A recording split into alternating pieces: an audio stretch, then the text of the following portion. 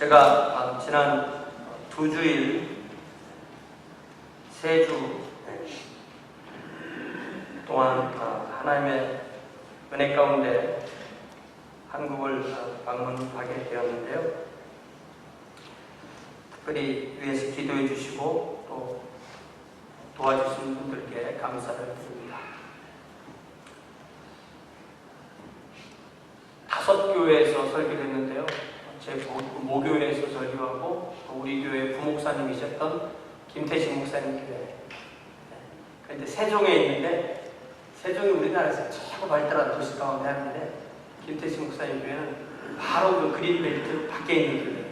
그래서 가장 열악한 곳에 정말 10분 사이로 그런 문화 충격이 있을 것 같은 그런 교회였고, 특별히 김태식 목사님 교회는 이제 한 30-40명 이렇게 예배를 드리는데 상당히 많은 분들이 또 이렇게 장애를 가지신 분들이 많으시더라고요. 어쨌든 목사님 또 사모님 또 열심히 교회를 섬기는 것 같고요.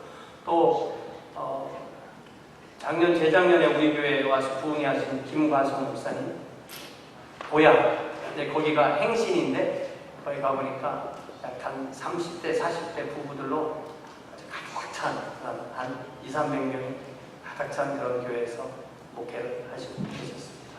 또 다른 두 교회에서도 말씀을 전했고요. 부모님을 저기서 뭐 걱정만 하고 있고 어떻게 되시나 잘 몰랐는데, 아버님은 한 20여 년 전에 중풍이 있으셨고 또 한 10여 년부터 치매가 있으셨는데, 어머니하고 함께 있을 때는 잘 돌보아드리지 못하다 어머니 혼자 하시니까 그 요양원에 이제 들어가셨는데, 요양원에 가셔서 오히려 건강도 좋아지시고 제가 어깨를 이렇게 만져보니까 좀 살도 딱 많이 붙으시고, 또 저도 알아보시고 제 딸 우리 하늘이도 알아보고 또 우리 정호 형이를 보고 둘이 내예요. 그리고 엄마 소식도 이렇게 들으시고 오히려 더 나아지셨어요.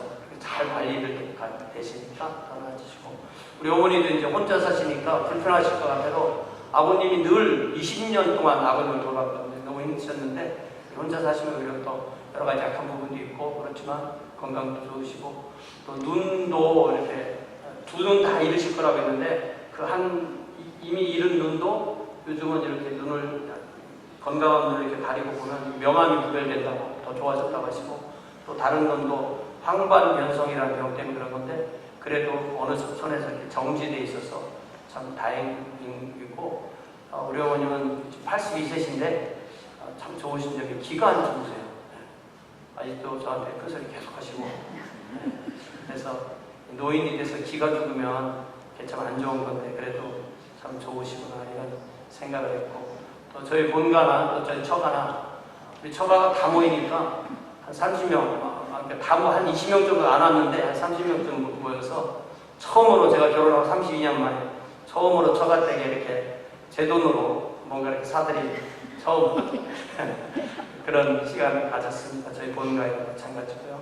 또 옛날에 저를 키워주신 목사님도 만나뵙고 참 좋은 그런 방문이 됐습니다. 또 마침 제가 4년 전에 처음으로 그리고 아직 마지막으로 번역해서 만든 책이 있었는데 그게 한 1000권 정도 찍었는데 겨우 다 팔려가지고 그거를 제가 많은 오타나 뭐 그런 것을 다 수정해서 새롭게, 똑같은 책이지만 새롭게 딱 해서 마침 그때 그 책을 받아서 제가 또 한 20여 권 이렇게 한 25 정도 또 저 도와주시고 또 저 식사 사주기 여러분들에게 선물로 드렸습니다. 여러분 이 책이 좀 어렵긴 한데요, 그래서 굉장히 재밌는 책이에요. 우리 안성모사님 드렸더니 처음부터까지 다 읽으셨어요.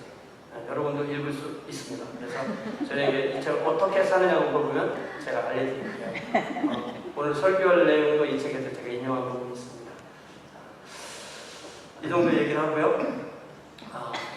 미국도 그렇지만 한국은 더욱더 우리 주님을 그리고 우리 기독교를 거부하는 사회가 되고 있습니다. 그래서 우리 주님은 마태복음 5장에서 나로 말미암아 너희를 욕하고 박해하고 거짓으로 너희를 거슬러 모든 악한 말을 할 때에는 너희에게 복이 있다라고 말씀하셨습니다. 그러니까 중요한 것은 뭐냐면 우리가 주님 때문에 욕을 먹느냐는 거죠. 여러분, 주님 때문에 욕 먹어보셨어요?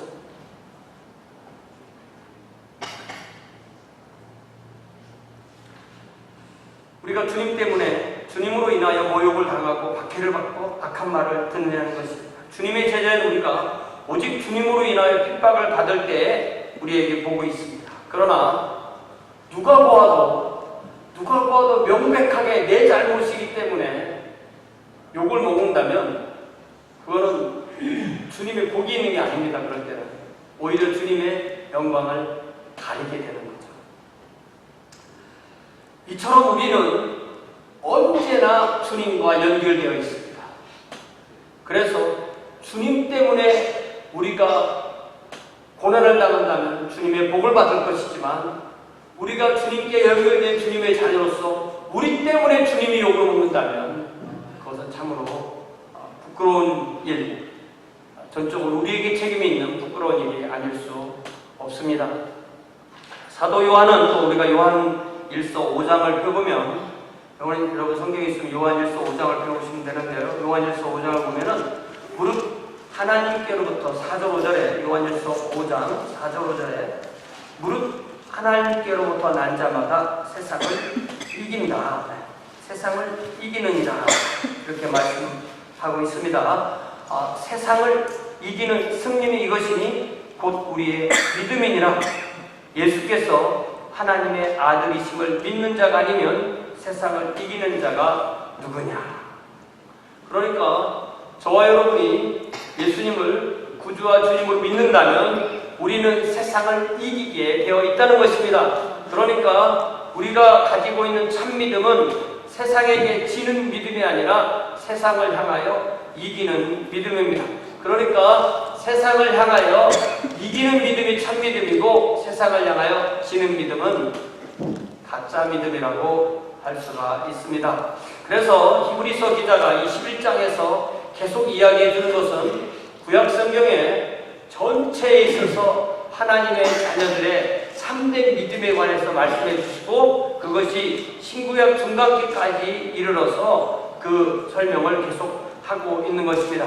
그래서 특별히 오늘 우리가 읽은 이 11장의 마지막 부분에서는 구약 성도와 신구약 중간기의 성도들의 믿음을 소개합니다. 그들이 특별히 어떤 환난을 받고 있는지를 열거하고 있습니다. 그들이 가진 믿음은 세상을 이기는 믿음이었습니다. 그래서 오늘 저는 저의 설교의 제목을 믿음과 세상의 관계, 결론은 뭐죠? 우리의 믿음이 살아있으면 세상을 이길 것이고, 우리의 믿음이 죽어있으면 세상에게 질 것이다. 세상에게 지는 믿음은 약한 믿음, 부족한 믿음, 더 나아가서 가짜 믿음, 병든 믿음, 죽음이 될 수 있지만 살아있는 믿음, 참 믿음은 세상을 향하여 이기는 것입니다. 오늘 우리가 이 말씀을 나눈 동안에 주님께서 우리에게 세상을 이기는 참된 믿음을 주시기를 주님의 이름으로 간절히 바랍니다. 36절에 보니까 히브리서 기자는 구약 성도, 특별히 신구약 중간기에 이 그리스 사람들이 시리아 지역에 왕국을 만들고 있을 때 그 사람들이 이스라엘도 이렇게 지배하는 그 시기가 있었는데, 주전 약 200년경에 안티오코스 에피파네스 4세라는 그 왕이 이스라엘의 종교를 철저히 멸절하고 그들을 헬라화시키는 그러한 시도를 하였기 때문에 많은 유대인들이 시련을 당하고 조롱을 당하고 채찍질을 당하고 결박을 당하고 투옥되었다는 사실을 여기서 말하고 있습니다. 그들은 하나님을 모욕하기 위해서 온갖 방법을 다 만들어냈는데, 심지어 유대인들이 섬기는 그 성전에다가 제우스 상을 세우고 또 돼지 피로 거기서 제사를 하는, 그러니까 성경에 보면은 돼지를 정결하지 않은 음식으로, 정결하지 않은 짐승으로 기억했는데 그 돼지 피를 하나님께 드리는. 그래서 이 안티오코스 에피파네스 4세는 신구약 전체를 통해서 어떤 적그리스도의 상징인 인물처럼 그렇게 표현되기도 하는 것입니다. 유대인들이 이때 받았던 고난은 말로 다 표현하기 힘든 것이었습니다. 그 고난은 바로 우리 주님께서 십자가를 지신 고난과 정확하게도 같은 그렇게 힘든 고난이었습니다. 우리 주님은 그리스도인 당신께서 세상의 죄를 속하기 위해서 당하실 고난을 마태복음 16장에 어떻게 표현할까요? 여러분 마태복음 16장을 보시면 우리 주님께서 당신이 그리스도이신 것을 사도들에게 말씀하신 이후에 마태복음 16장 21절에 보니까 이때로부터 예수 그리스도께서 마태복음 16장 21절 자기가 예루살렘에 올라가 장로들과 대제사장들과 서기관들에게 많은 고난을 받고 죽임을 당하고 제3일에 살아날 할 것을 제자들에게 비로소 나타내셨다고 말씀하고 있습니다. 우리 주님은 이처럼 십자가를 지셔서 온 세상의 대속제물이 되어서 온 세상을 구원하셔서 하나님의 왕국의 백성과 하나님의 자녀로 삼아주시는 우리 주님이십니다. 자, 여러분, 십자가가 뭡니까? 십자가가 원래 뭡니까? 뭐가 십자가죠? 십자가는 로마 제국에서 그 로마 제국에 반대하는 반역을 하는 사람들이나 아니면 로마 제국의 지배를 받는 이민족들을 가혹하게 통치해서 어떤 로마 제국에 반대하는 사람은 이렇게 된다는 것을 많은 사람들에게 보여주는 하나의 사형 형틀, 사형 제도가 바로 십자가라는 것입니다. 여러분의 목걸이에 십자가를 지금 하신 분들 계시겠죠. 그리고 여기에 있는 바로 저 십자가가 바로 우리 주님이 지신 그 십자가를 상징하는데, 그 십자가라는 것을 우리가 잘 생각해 보면 이것은 로마 제국의 하나의 사형, 방법, 사형, 도구였다고요. 자, 그러면 어떤 사람을 체포해서 재판을 하고 그 사람에게 사형이 언도되고 그것이 십자가형이 언도되었을 때 그 사람을 어떤 공공장소에 데리고 가서 그곳에 십자가에 박아서 그 사람을 사람들 앞에 세워서 이틀, 3일 이렇게 시간이 지나서 천천히 죽게 만드는 그런 형 방법이었죠. 그러면 십자가를 지고 간다라는 말은 무슨 말이죠? 십자가를 지고 간다. 보통 사람이 십자가를 지고 가나요? 그렇지 않죠. 사형 언도를 받은 사람이 죽으러 가는 길이 바로 십자가를 지고 가는 거죠. 자기가 죽을 그 자기 형틀을 자기가 지고 가는 거예요.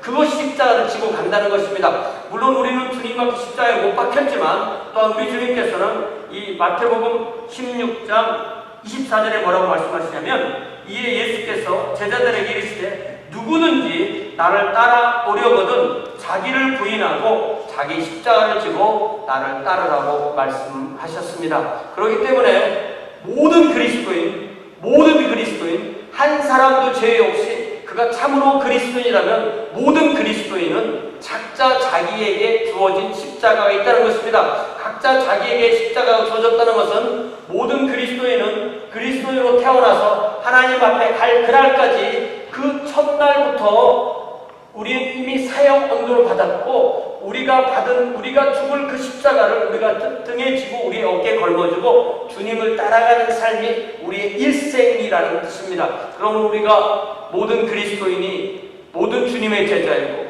모든 주님의 제자가 십자가가 제외된 사람은 하나도 없고 모든 그리스도인의 일생의 삶은 자신에게 주어진 그 십자가를 지고 주님을 따르는 것이 우리의 삶이라는 말씀입니다. 제가 이렇게 해석하는 것이 납득이 되세요? 네. 납득이 되는 분은 고개를 끄덕끄덕 하시네요. 우리가 얼마나 많이 십자가를 진다 이 말을 얼마나 많이 썼어요. 근데 그 말을 곰곰이 생각해 보니까 그런 뜻인 거예요. 그렇다면 십자가를 지고 가는데 내가 좀 더 다른 사람보다 좀 더 예쁘게 십자가를 져야지. 이게 별 의미가 없다는 거예요. 내가 십자가를 지는 동안에 좀 더 재산을 많이 모아야지. 이것도 별 사실은 필요가 없다는 겁니다. 우리의 주님의 자녀로서의 근본의 삶은 주님처럼 주님이 주님의 십자가를 지셨듯이 우리도 우리의 십자가를 지고 주님을 따르는 것이 우리의 삶이 근본 십자가를 지는 삶이라는 것을 우리가 기억할 때 우리는 본질을 추구하는 그러한 주의 자녀들이 되는 줄로 믿습니다. 이럴 때 우리가 염려하고 생각하고 꿈꾸는 일이 사실상 주님께 별로 중요한 것도 아니고, 그렇기 때문에 우리에게도 별로 중요한 것이 아닌 것을 우리는 알게 되는 것입니다. 또 37절에 보니까 히브리서 기자는 어떤 성도들은 돌로 던져서 투석형으로 죽임을 당하기도 하고, 또 어떤 성도는 톱으로 켜서 죽임을 당하기도 하고, 또 어떤 성도는 칼로 죽임을 당하기도 하고, 또 어떤 성도는 시험을 받기도 하고 하는 여러 가지 케이스를 얘기합니다. 사람이 살아있는 상태에서 그 사람을 톱으로 켜서 죽인다는 게 우리가 조금만 상상해봐도 얼마나 끔찍한 일인데, 그런 일이 실제로 있었다는 얘기입니다. 그래서 교회 전승에서는 보통 구약성경의 예언자 이사야가 톱으로 켜서 순교를 당했다. 그러니까 이사야는 네 왕이죠. 우시야, 요담, 아하스, 히스기야, 이 네 왕 때 예언자였는데, 히스기야 다음이 므낫세라는 왕이었는데, 므낫세가 이사야를 그렇게 죽였다. 그때 이사야의 나이가 100세가 넘었던 그랬다고 합니다. 우리가 이런 모진 고난과 고통을 수반하는 이런 순교에 대한 이야기를 들을 때마다 전율하지 않을 수 없습니다. 왜 전율하게 되냐면, 만약 나에게 그런 순교의 순간이 온다면 내가 견딜 수 없다는 걸 알기 때문이죠. 목사님 수준으로 설교하지 마시고 제 수준으로 맞춰주세요. 저는 이길 수 있거든요. 그러지 마세요. 그러지 마세요. 왜냐하면 순교가 많았던 시대가 있잖아요. 지금도 오늘날도 순교가 많습니다. 교회 역사에 제일 많았던 때가 초대교회, 그리고 종교개혁 시대, 그리고 오늘날 이 때가 제일 순교가 많은데, 그 순교에 관한 이야기를 다 모아보면 순교의 신앙은 우리 주님이 주시는 거라고 해요. 그래서 평소에 순교에 오라, 나는 순교의 기회만 오면 제일 먼저 나가서 죽을 거야 했던 사람들은 막상 그 시간이 되면 다 부인하고 도망다니고, 오히려 순교의 그 순간을 생각할 때 그 전율했던, 그 자신이 떨리는 것을 알았던 그런 사람들에게 우리 주님께서 힘을 주시면 그 순교의 자리에 담대하게 담담하게 나간다고 해요. 그래서 교회에서 유명한 이야기가 이 퍼페튜아라는 이름의 여인이 있었는데, 자기 여종과 함께 이제 감옥에 간 거예요. 그런데 바로 짐승들에게 먹히게 하지 않고 오랫동안 감옥에 가두어둡니다. 왜냐하면 회유하려고, 예수를 부인하고 돌아오고 회유하려고 하는데, 마침 그때 이제 이 퍼페튜아가 임신한 상태에 있었어요. 그러니까 감옥에 있는 동안에 배가 점점점 더 오고 어느 날 이제 마침 그 아기를 해산할 때가 되었던 거예요.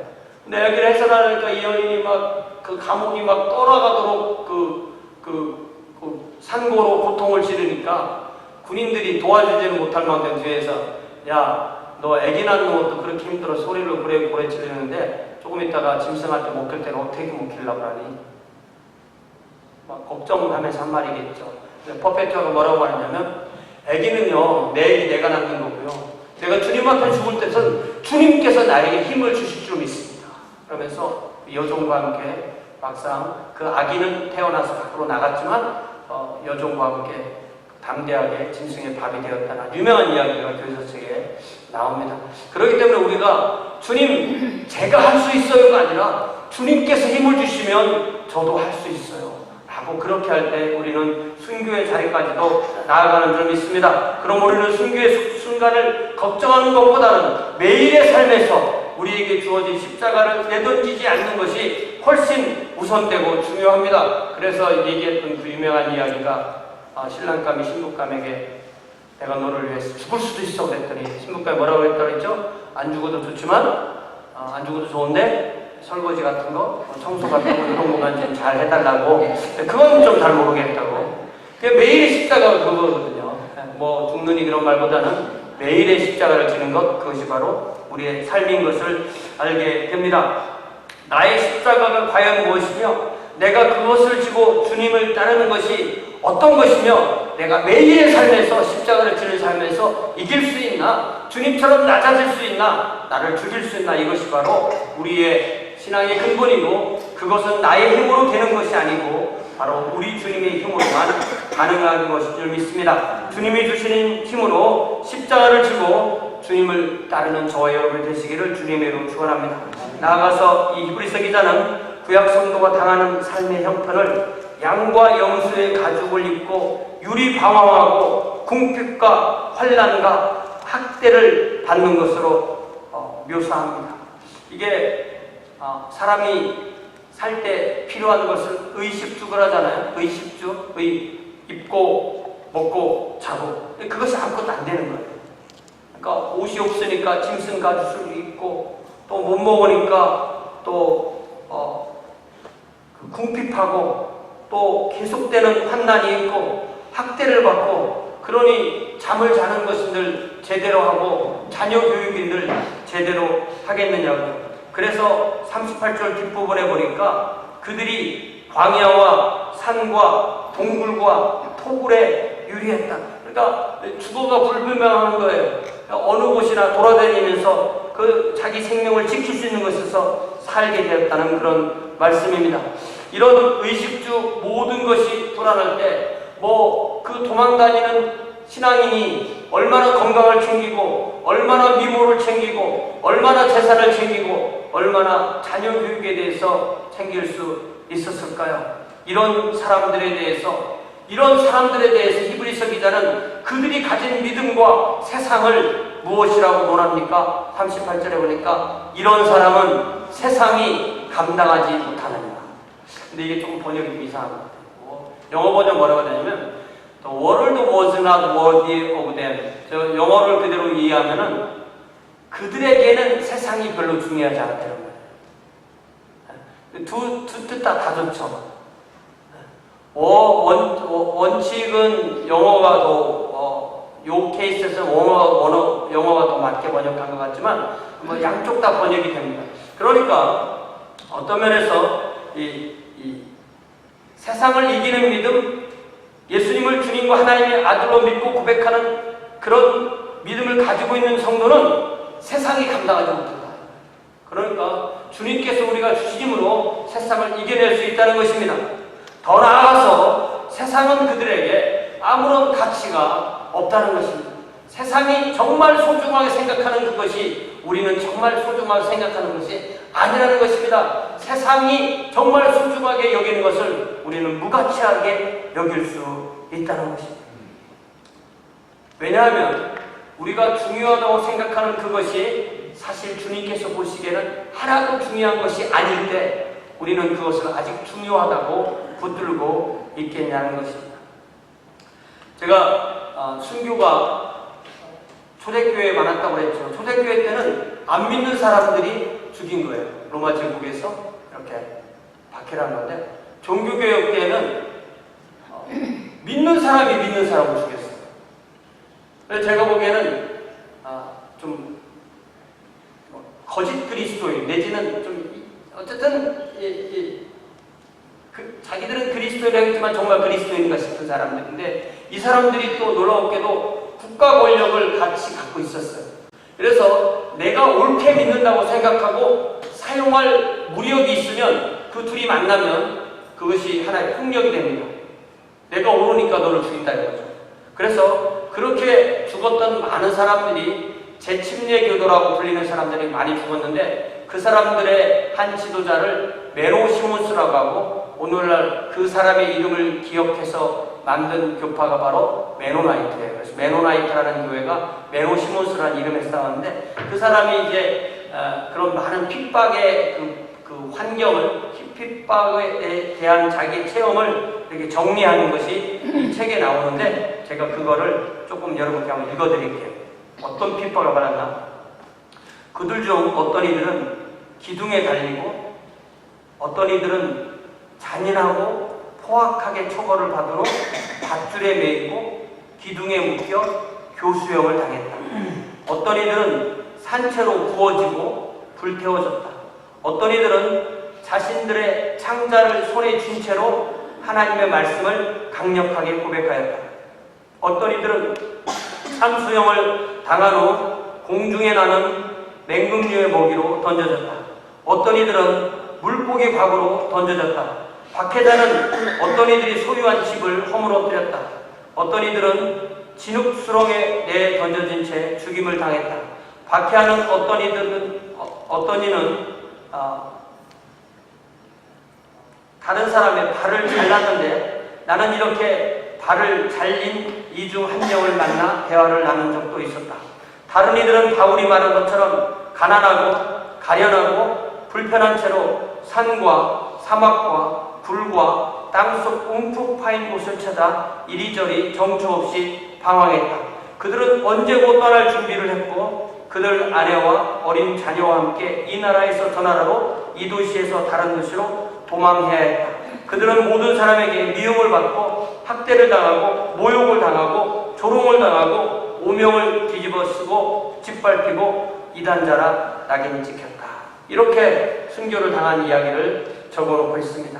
이 여러 박해자들로부터 이단자라는 그런 오명을 쓰고 박해를 받으면서도 이 주님을 전했던 사람들이 있는가 하면 박해하는 사람들은 자신들이 주님을 믿는다고 하면서 제도권에 서서 국가의 권력을 가지고 다른 그리스도인들을 잔인하게 박해하였던 것입니다.